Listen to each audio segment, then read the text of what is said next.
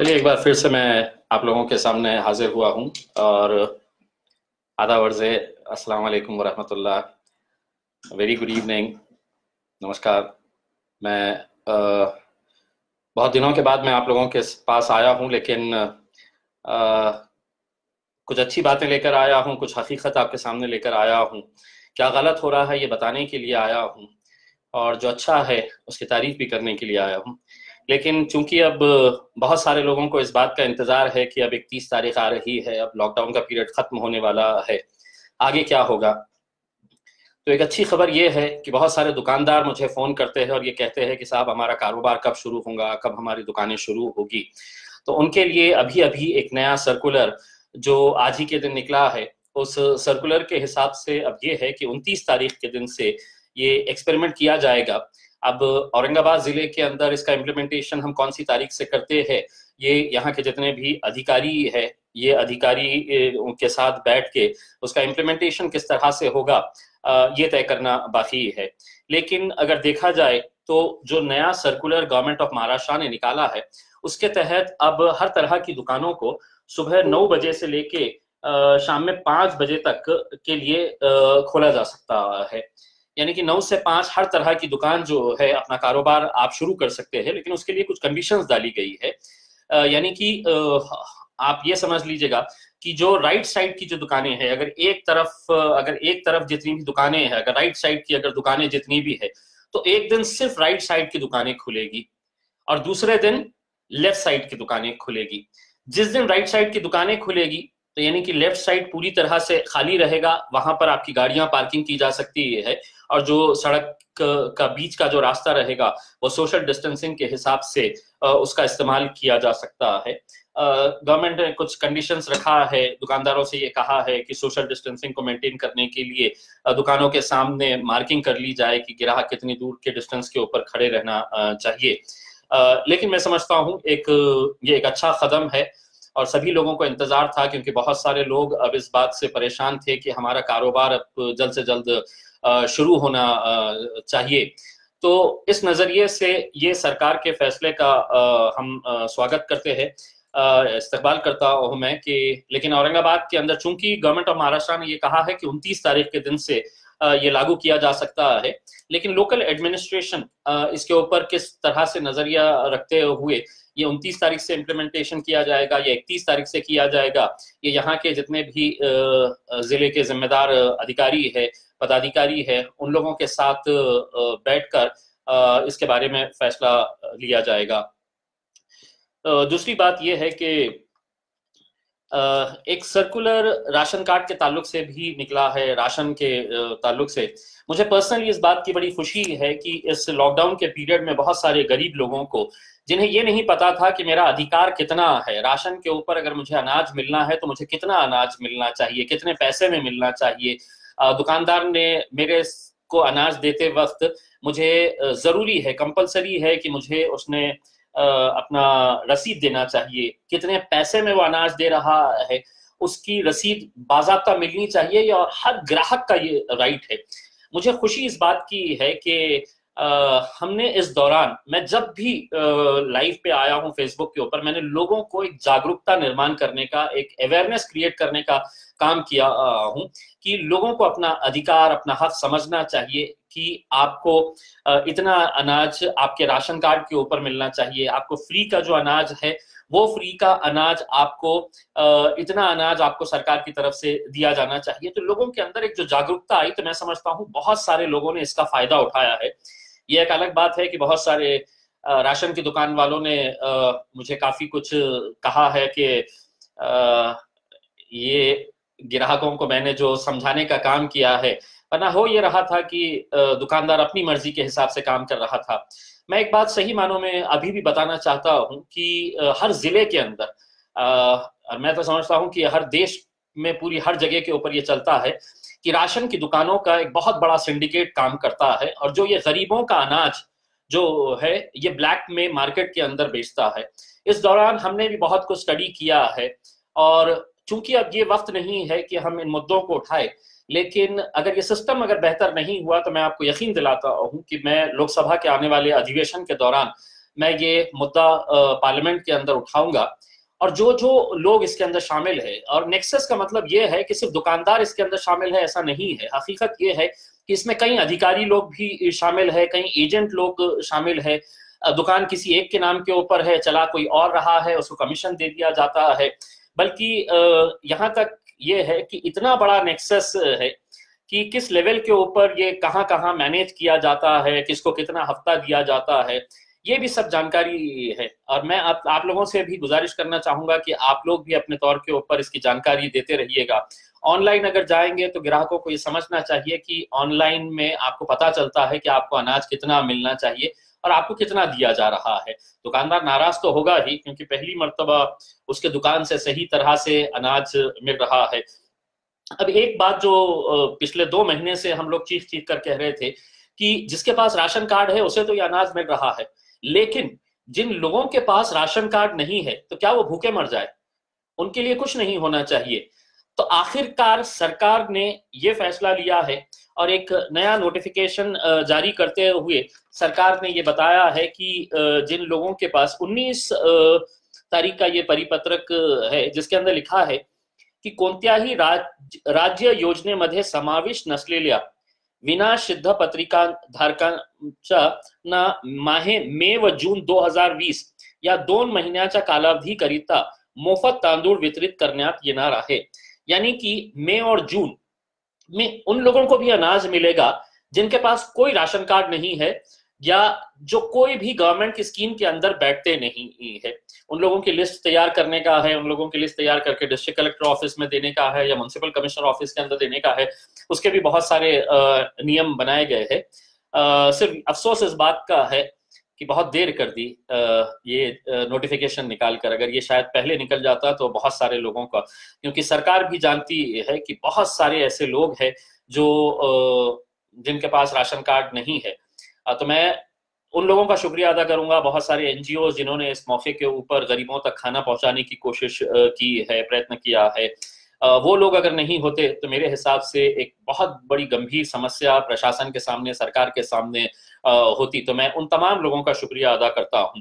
यानी कि अब ये है कि जिन लोगों के पास राशन कार्ड नहीं है उन लोगों की लिस्ट तैयार की जाए, वो लिस्ट तैयार करके डिस्ट्रिक्ट कलेक्टर के पास दिया जाए और प्रति व्यक्ति हर शख्स को जिसके पास राशन कार्ड नहीं है, चाहे वो डेली वेज वर्कर्स हो या माइग्रेंट लेबर हो, उनको प्रति व्यक्ति 5 किलो तांदूळ दिया जाएगा। यानी कि 5 किलो चावल उन लोगों को भी दिए जाएंगे। लेकिन उसका भी एक प्रोसेस है, उस प्रोसेस को फॉलो करते हुए ये राशन उन लोगों को दिया जाना है। तो एक अच्छा फैसला ये भी आया है, मैं इसका भी तहे दिल से शुक्रिया अदा करता हूँ। दूसरा मैं ये बताना चाहता हूं कि पिछले कुछ दिनों से औरंगाबाद के घाटी अस्पताल को लेकर कई सारी लोगों की शिकायतें आ रही थी और कुछ हद तक वो शिकायतें मैं समझता हूं कि सही भी है। एक खराब ये लगता है कि गवर्नमेंट एक तरफ ये कह रही है कि हमारे पास बेहिसाब पैसा है, पैसे की हम कोई कमी नहीं होने देंगे, और यहाँ पर भी डिस्ट्रिक्ट कलेक्टर ने बार बार ये कहा है कि हम पैसे की कमी नहीं होने देंगे। लेकिन क्या वजह है कि आज घाटी अस्पताल के अंदर कोई क्लास 4 एम्प्लॉई वहां पर काम करने के लिए तैयार नहीं है, कोई साफ सफाई करने के लिए तैयार नहीं है। और मैं एक खासदार होने की हैसियत से पूरी जिम्मेदारी के साथ ये कहता हूं कि अगर सिविल हॉस्पिटल के अंदर अगर क्लास 4 एम्प्लॉइज अपॉइंट किए जाते हैं इसी पीरियड के दौरान, तो क्या वजह है कि घाटी अस्पताल के अंदर ये अपॉइंटमेंट नहीं होता है? उसकी वजह ये है कि घाटी अस्पताल के अंदर जितने भी टेंडर्स निकले जाते हैं वो टेंडर किसको जाना चाहिए, किस ठेकेदार को जाना चाहिए, किस नेता के कौन से खरीद के ठेकेदार को जाना चाहिए, इसी मामलों की वजह से ये मामला अड़चन में आ पड़ता है। और ये हकीकत है, मैं बड़ी जिम्मेदारी के साथ मैं खासदार होने की हैसियत से कह रहा हूँ कि घाटी के अंदर जब भी इस तरह का मामला आता है, चाहे वो बिल्डिंग बनाने का मामला हो, कोई इक्विपमेंट खरीदने का मामला हो, मेडिसिन खरीदने का हो या एम्प्लॉय लोगों को अपॉइंट करने का मामला हो, इसके अंदर ठेकेदारी किसको मिलनी चाहिए, उसकी वजह से ये काम इतना देरी से होता है। और क्यों नहीं ये अपॉइंट किया जा रहा है जल्द से जल्द, जबकि वहाँ के डॉक्टर्स, वहाँ के नर्सेस मुझसे पर्सनली ये कहते हैं कि सर हम कब तक ये काम करेंगे। मैं उन तमाम डॉक्टर्स का शुक्रिया अदा करता हूँ जो दिन और रात मेहनत कर रहे हैं, और मेहनत करने के बावजूद भी आज उन्हें जिस तरह का सेटिस्फैक्शन मिलना चाहिए वो इसलिए नहीं मिल रहा है कि डॉक्टर अपनी मेहनत बखूबी कर रहा है, लेकिन जिस प्रशासन की ये जिम्मेदारी है वो प्रशासन अपनी जिम्मेदारी बखूबी निभा नहीं रहा है। इस वजह से आज लोगों का गुस्सा डॉक्टरों के ऊपर फूट रहा है, नर्सेस के ऊपर फूट रहा है, वहां पर तैनात सिक्योरिटी फोर्सेस के ऊपर या सिक्योरिटी के ऊपर काम करने वाले लोगों के ऊपर फूट रहा है। एक उदाहरण के तौर के ऊपर आज मैं घाटी अस्पताल गया था, मेडिसिन वार्ड, जहां पर पूरे कोरोना के पेशेंट है। वहां पर संजय नगर का एक पेशेंट था, मेरे ख्याल से दाभाड़े नाम का, वो लड़का जिसके पिताजी का देहांत हो गया, कल शाम 6 बजे उनका देहांत हुआ, संजय नगर का रहने वाला है, और आज शाम 6 बजे तक उनकी बॉडी नहीं दी गई है। अब स्वाभाविक है कि उसके घर वालों के ऊपर क्या बीत रही होगी कि 24 घंटे तक हमारे को ये नहीं मिल रहा है।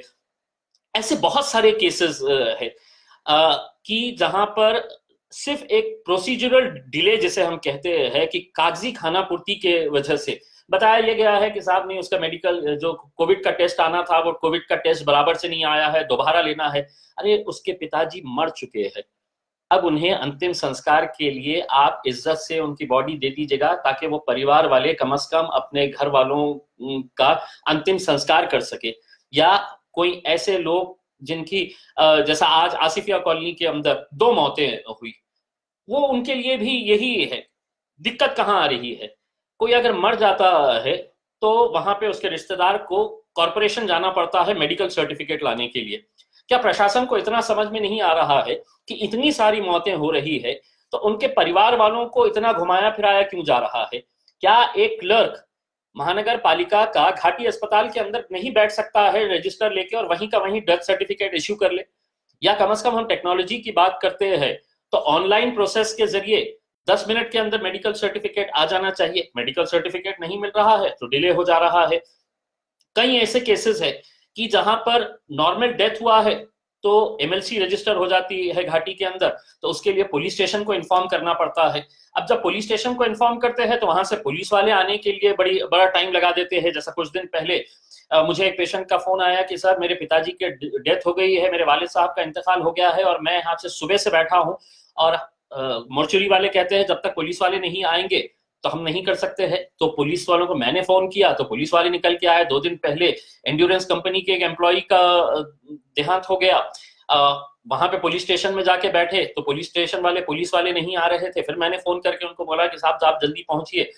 तो ये जो प्रोसीजरल डिलेज जो है ये मेरे हिसाब से ये कम किए जा सकते हैं, क्योंकि एक तरफ हम ये भी समझते हैं कि पुलिस डिपार्टमेंट हो, मेडिकल डिपार्टमेंट हो, ये बहुत स्ट्रेस्ड आउट हो गया है, लेकिन दूसरी तरफ ये बात भी सही है कि जो लोग जिनके घर में डेथ हुई है वो लोगों के बारे में भी सोचना चाहिए कि उनकी मानसिकता क्या है, उनके अंदर जो डर का एक भाव है वो भाव को देखते हुए उनकी फीलिंग्स को भी समझना चाहिए। और मेरे हिसाब से ये कोई बहुत बड़ा काम नहीं है।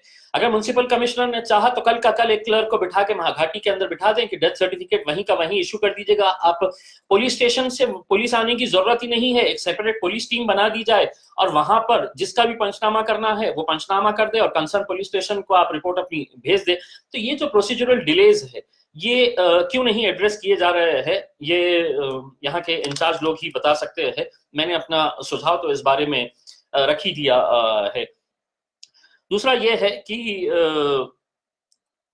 जल्द से जल्द मैं चाहूंगा कि एम्प्लॉइज का रिक्रूटमेंट कर लिया जाए। एक बात यह है कि अभी अभी पता चला है कि अभी महाराष्ट्र सरकार ने एक नया फरमान जारी किया है मुंबई पुलिस ने कि जो भी सरकार को क्रिटिसाइज करेंगे इस दौर के अंदर उसके खिलाफ कानूनी कार्रवाई की जाएगी। मेरे हिसाब से ये लोकतंत्र है और लोकतंत्र के अंदर जो अच्छा है जो बुरा है वो सब आपको सुन के लेना, एक्सेप्ट करना चाहिए। इस तरह के अगर फरमान अगर आप जारी करेंगे, यहाँ तक कहा गया नोटिफिकेशन के अंदर कि अगर आप सरकार की आलोचना करते हैं, क्रिटिसाइज करते हैं, तो under section 188 of IPC Indian penal code आपके खिलाफ कार्रवाई की जाएगी। मैं देखिए सुप्रीम कोर्ट का बहुत आदर करता हूं, हमारे देश की सर्वोच्च न्यायालय है और सुप्रीम कोर्ट जब कल के दिन एक फैसला सुनाती है कि सुप्रीम कोर्ट बहुत चिंतित हुआ कि जो माइग्रेंट वर्कर्स है उन लोगों के बारे में सुप्रीम कोर्ट ने आखिरकार दखल ली। मैं हिंदुस्तान की जनता की तरफ से सुप्रीम कोर्ट का बहुत बहुत धन्यवाद अदा करता हूं कि 2 महीने के बाद, 2 महीने से ज्यादा का वक्त होने के बाद सुप्रीम कोर्ट को यह एहसास हुआ और यह दिखा कि हाँ, माइग्रेंट वर्कर्स जो सड़कों के ऊपर निकल रहे हैं, जो कई सारे लोग तपती धूप के अंदर अपने मंजिल तक पहुंचते पहुंचते दम तोड़ दिए हैं, वो लोग के बारे में सुप्रीम कोर्ट ने ये जब दखल ली तो मुझे ऐसा लगा कि बहुत देर कर दी, क्योंकि आज आपकी दखल का कोई मतलब नहीं इसलिए निकलने वाला है कि कई सारे मजदूर अब या तो पैदल निकल चुके हैं, या साइकिलों पे निकल चुके हैं, गाड़ियों में निकल चुके हैं, ट्रेन के अंदर निकल चुके हैं, अपने मंजिल तक पहुंच चुके हैं। लेकिन अगर यही बात अगर आप 1 महीना पहले अगर कर दिए होते तो यकीनन जिस उच्च न्यायालय के ऊपर हमें इतना गर्व है, इतना अभिमान है, और एक सुप्रीम कोर्ट मतलब इस देश का सर्वोच्च न्यायालय इन लोगों की पीड़ा को समझ रहा है। कुछ दिन पहले जब PIL फाइल किया गया था तो सुप्रीम कोर्ट ने कहा कि नहीं, तो टेबल के ऊपर एक पेपर रखा हुआ है मेडिकल का, तो सुप्रीम कोर्ट ने मना कर दिया था कि नहीं, हम इस बारे में दखल नहीं दे सकते हैं। अगर आप नहीं देंगे तो कौन देगा? इस मुल्क के वजीर आजम तो कुछ कहेंगे नहीं, तो हमारी उम्मीद सिर्फ सरकार के ऊपर थी। दोस्तों, मैं एक बात हमेशा से ये कहता आ रहा हूं कि अगर आज हमारे पास औरंगाबाद के अंदर अगर अच्छे अस्पताल होते तो शायद हमारी इतनी बुरी दशा नहीं होती, इतनी हमें तकलीफों का सामना नहीं करना पड़ता।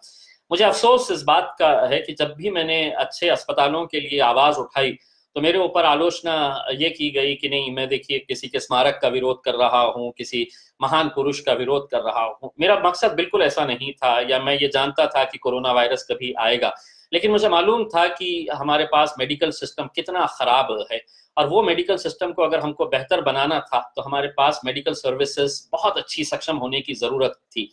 मैंने 2013 का एक प्रपोजल है औरंगाबाद के अंदर 200 बेड का हॉस्पिटल बनाने का, वुमेन एंड चाइल्ड हॉस्पिटल। इसके लिए जरा सी जमीन हमें नहीं मिल रही थी, और कितनी जमीन, तो 7 एकड़ जमीन महज चाहिए था, वो जमीन नहीं मिल रही थी। मैंने लगातार विधानसभा के अंदर ये उठाया, और सिर्फ मैं बोल रहा हूं ऐसा नहीं है, आप मेरे YouTube के ऊपर जाके देख सकते हैं कि मैंने विधानसभा के अंदर कितने बार इन मुद्दों को उठाया। आखिरकार जब सरकार के ऊपर जरा सा भी इसका असर नहीं हुआ तो मैंने मुंबई हाईकोर्ट के औरंगाबाद बेंच के अंदर पब्लिक इंटरेस्ट लिटिगेशन डाला कि यहाँ पर 200 बेड का हॉस्पिटल। अदालत ने उसकी दखल ली, उसके नोटिस दिए गए। लेकिन दोस्तों देखिएगा कि सरकार की प्रायोरिटीज क्या होती है, आप समझने की कोशिश करिएगा कि औरंगाबाद के अंदर शिवसेना की सरकार है, महाराष्ट्र में शिवसेना का महानगर पालिका और भारतीय जनता पार्टी का महानगर पालिका के ऊपर पिछले 25-30 सालों से कब्जा है। मैं राजनीति नहीं कर रहा हूं, लेकिन ये अस्पताल अगर बनेगा तो किसी एक जाति, एक धर्म या एक मजहब के लिए नहीं बनेगा, इंसानियत के लिए बनेगा। तो इसीलिए मैंने ये कहा था कि आपको अगर यहाँ पर सही मानों में अपने नेता को श्रद्धांजलि देना है तो आप उनके नाम के ऊपर एक भव्य अस्पताल बनाइएगा, उनके नाम के ऊपर एक अच्छा एजुकेशन इंस्टीट्यूशन बनाइएगा, उनके नाम के ऊपर आप एक हॉस्टल बनाइएगा। लेकिन उन्होंने कहा कि नहीं, देखिए ये खासदार कह रहा है तो इसके पीछे राजनीति। अगर आज वो अगर सुन लेते तो शायद हमारे पास एक 200 बेड का एक हॉस्पिटल हमारे पास तैयार रहता। लेकिन आप देखिएगा कि इसी बजट के दौरान ये अस्पताल के लिए आखिरकार जब हाईकोर्ट के अंदर हमने गए और हाईकोर्ट के अंदर पिटीशन दिया तो हाईकोर्ट को medical department government of Maharashtra ने एक पत्र दिया, और वो पत्र है 5 मार्च 2020 का। ये 5 मार्च 2020 का ये पत्र है जो हाईकोर्ट के अंदर मेडिकल डिपार्टमेंट की तरफ से सबमिट किया गया है। और उसमें सुनिएगा क्या लिखा हुआ है। PIL क्रमांक 99/2017 इम्तियाज जलील विरुद्ध महाराष्ट्र शासन, ये पब्लिक इंटरेस्ट लिटिगेशन के बारे में। तो उन्होंने ये कहा है कि हम ये हॉस्पिटल को मान्यता दे रहे हैं, तकरीबन 112 करोड़ रुपए का ये हॉस्पिटल वहां पर बनाया जाने वाला है। लेकिन एक खूबसूरत एक लाइन है इसके अंदर, ये देखिएगा, प्रशासकीय मान्यता प्रदान करण्यात आलेली आहे। सदर बांधकामास फेब्रुवारी 2020 च्या पुरवणी अर्थसंकल्पात रुपये 1000 टोकन रकम मंजूर करण्यात आली आहे। ये हॉस्पिटल के लिए 1000 रुपये एक टोकन अमाउंट के तौर के ऊपर पुरवनी मांगनियों के अंदर ये रखा गया। यानी कि आप सोचिएगा कि गवर्नमेंट को ये मालूम होते हुए कि हमारी अस्पताल की हालत क्या है, कितना चरमराया हुआ है, वहां पर आप 1000 रुपये टोकन अमाउंट के तौर के ऊपर आप कोर्ट के अंदर दे देते हैं कि वो बजट के अंदर हम सैंक्शन करेंगे, वो एक प्रोसीजर होता है। लेकिन वहीं यही सरकार औरंगाबाद के अंदर माननीय बाला साहब ठाकरे, इनके स्मारक के लिए 25 एकड़ सरकारी जमीन दे देती है, 25 एकड़, और वो भी ग्रीन लैंड दे देती है। और उसके लिए टेंडर का प्रोसेस भी कंप्लीट हो जाता है, उसके लिए बजट का भी प्रावधान कर दिया जाता है। कितना बजट है आपको पता है? 25 करोड़ रुपए। 25 करोड़ रुपए बाला साहब ठाकरे स्मारक का, जो औरंगाबाद के एमजीएम कॉलेज के पास कई सारे झाड़ों को गिराकर बनाया जा रहा है, उसके लिए 25 करोड़ रुपए सैंक्शन हो गए। और क्रांति चौक का जो दूध डेयरी का है, जिसके लिए मैंने ये प्रस्ताव रखा था कि ये दूध डेयरी की जगह के ऊपर एक भव्य आप अस्पताल बनाए और उसको नाम दे दीजिएगा। हमें नाम में कोई मतलब नहीं है, अगर आपको देना है आप ये अस्पताल का नाम माननीय गोपीनाथ मुंडे साहब के नाम पे दे दीजिएगा। मैं भी मानता हूं ये दोनों ही नेता अपनी अपनी राजनीतिक पार्टियों के तौर के ऊपर एक लोक नेता की हैसियत से थे। आप उनको अगर श्रद्धांजलि देना चाह रहे हैं तो एक भव्य हॉस्पिटल बनाया जाए और उस हॉस्पिटल का नाम दे दीजिएगा। आपको गोपीनाथ मुंडे साहब के नाम के ऊपर देने का है, हम भी उसका समर्थन करेंगे। लेकिन अगर वहां पर एक हॉस्पिटल बन जाता, लेकिन नहीं, स्मारक बनाने के लिए पैसा सैंक्शन किया गया है, टेंडर भी हो गया है, उसका टेंडर सैंक्शन भी हो गया है, उसका फंडिंग भी हो गया है। कितने का है स्मारक पता है आपको? 50 करोड़ और कुछ लाख रुपए का है। 50 करोड़ रुपए का गोपीनाथ मुंडे साहब का स्मारक यहाँ पर बनाया जा रहा है औरंगाबाद के क्रांति चौक इलाके के अंदर। और अस्पताल के लिए, उसी जगह के ऊपर अस्पताल बनने के लिए 1000 रुपया यहाँ पर जो दिया जा रहा है, वो मेरे हिसाब से ये बात को दर्शाता है कि कहाँ पर हम हमारी प्राथमिकताएं क्या है, हम किसी ना किसी को खुश करने के लिए किस हद तक चले जाते हैं। और आखिर में मैं जब ये कहता हूँ, जब मैंने उन मजदूरों को रेलवे के नीचे कुचल कर मरते हुए देखा और जब उस दिन मैं पटरियों के ऊपर गया था, तो मैंने कहा था ये एक्सीडेंट नहीं है, ये हत्या है। और ये हत्या के पीछे वो तमाम लोग जिम्मेदार है। हो सकता है उसके अंदर मैं भी हूँ, क्योंकि मैं भी सरकार चलाने का एक हिस्सा हूँ। भले ही मैं विपक्ष के अंदर हूँ, बहुत छोटी सी आवाज हूँ, लेकिन आवाज बुलंद आवाज है। तो मैं भी उसके लिए एक जिम्मेदार हो सकता हूँ कि आप इतना बड़ा एक एक्सीडेंट हो जाता है और उस एक्सीडेंट के अंदर आप कहते हैं कि महज एक एक्सीडेंट है, बल्कि वो एक्सीडेंट नहीं, एक हत्या थी। देखिए गवर्नमेंट किस तरह से खिलवाड़ करती है गरीबों के साथ, उसका एक दूसरा उदाहरण मैं आपको देना चाहता हूं। यहाँ से जब मजदूरों को ले जाने के लिए बसेस का इंतजाम किया गया है और रेलवे का इंतजाम किया गया है, ये जानते हुए कि यहाँ पर हजारों की संख्या के अंदर मजदूर है जो बिहार के हैं, उत्तर प्रदेश के हैं, पश्चिम बंगाल के है, झारखंड के हैं, हजारों के हैं, तो उनके लिए ट्रेन स्टार्ट की गई है। अभी भी मुंबई के अंदर और बहुत सारे शहरों के अंदर हजारों में नहीं लाखों के अंदर ऐसे मजदूर है जो अपने अपने गांव जाना चाहते हैं और सिर्फ इंतजार है उन्हें तो ट्रेन का।